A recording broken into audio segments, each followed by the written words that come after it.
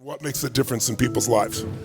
Why is it some people you can give them everything and they spend their life, you can give them love, support, education, everything you can imagine, and they spend their life going in and out of rehab, and then other people, life just beats the hell out of, right? Everything's unjust, unfair, they get abused, and they become like Oprah Winfrey's of the world.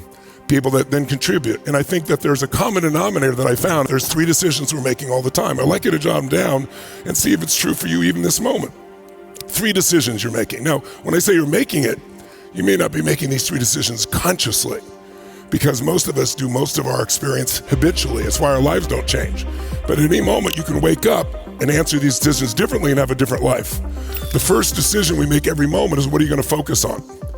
Your business is controlled. Your life, your joy, happiness, your anger is all controlled by what you focus on. Jot down, I don't experience life. I experience the life I focus on. Because in this moment, how many could think of things to be pissed off about or frustrated about if you wanted to? Make some noise if you could do it. So what's wrong is always available, so is what's right. And that isn't about positive thinking, it's about intelligence. Because whatever you focus on, you're gonna feel, even if it's not true. Have you ever had somebody tell you something that a friend of yours said or did, and you're like, no, they wouldn't do that. And they go, yes, they did. And if 2 people tell you they said or did that, or 3, you go, I can't believe it, I thought they're my friend. And you get all angry because you're really just feeling sad, right? Sense of loss. How can my friend do this? Have you ever done this and then confronted the friend and found out it was total felt like an idiot? Who's ever had this experience? Say I. Bottom line is, our focus controls the way we feel. And most of us don't control our focus. We let the thing in our pocket control our focus, or the television waves, or the people around us. And yet your focus controls everything. But the minute you make a decision about what to focus on, like right now, there are a million things you could focus on. You could focus on what I'm saying, what it might mean to you in the future. You might be thinking about later on tonight. You could be smelling your neighbor after all that jumping up and down, right? The feeling of your skin against your clothing, you weren't thinking until I mentioned it. There are millions of things you could focus on. Our brain is constantly distorting, deleting, and generalizing, so we don't have to think too much. But the problem with that is, oftentimes we get thinking patterns that don't help you in your business or in your life. So the minute we focus on something, here's the second decision your brain has to make. What does this mean? And the first part of your brain is the oldest part of your brain. It's 2 million years old, and it's a survival instinct. And what it's looking for is anything that can harm you, anything that can put you in trouble, get you in pain. But there's no saber-toothed tiger anymore for us to free ourselves from, that we should freeze so it doesn't notice, or fight, or flight. Those are the 3 choices. But now we react to what somebody wrote about us in social media that way, or that we think we have enough money. Something that honestly is not survival at this stage. But that's how our nervous system responds if we're not careful. So as soon as you decide what to focus on, then you decide, what does it mean? Is this the end or the beginning? If you think it's the end of a relationship, are you going to behave the same way if you think it's the beginning of a relationship? Yes or no? Yes or no? Of course not.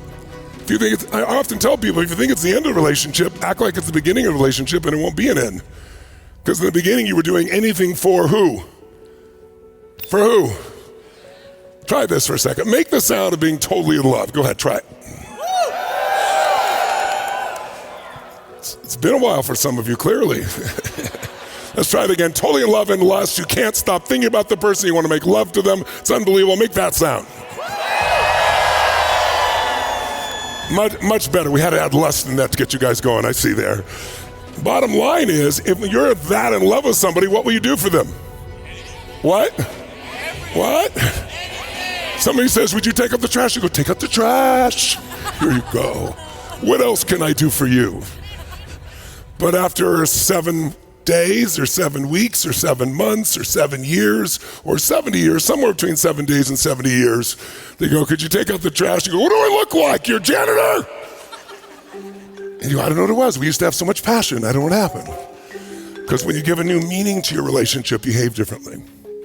When you're hunting, you have a different way of dealing with your partner than when you think you've established something and you start to take it a little bit for granted. On the other meanings, there's all kinds of meanings we can have. Is this person disrespecting me? Is this person challenging me? Is this person coaching me?